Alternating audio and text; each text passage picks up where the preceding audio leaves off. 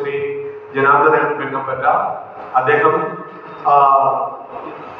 ഇന്നലെ ആ പ്രോഗ്രാം കഴിഞ്ഞാണ്. അദ്ദേഹത്തിന്റെ കവിതകൾ, നിരവധി കവിതകൾ ഞാൻ വായിച്ചിട്ടുണ്ട്.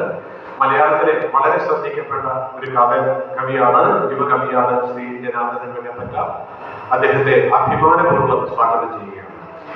അടുത്തത് കർക്കടമഴ പിന്നെയുമീരാവിൽ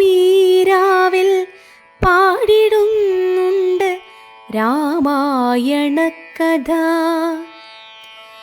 ചൊൽവതിങ്ങനെ മുത്തശ്ശിമാർ പണ്ടു നെഞ്ചിലേറ്റിയ ഗുഹചരിതങ്ങളും ഉച്ചനീചത്വങ്ങൾ കെട്ടിയാടിടുമ സ്വച്ഛന്ദമോഹമൊരിഞ്ഞു പോയ കഥ.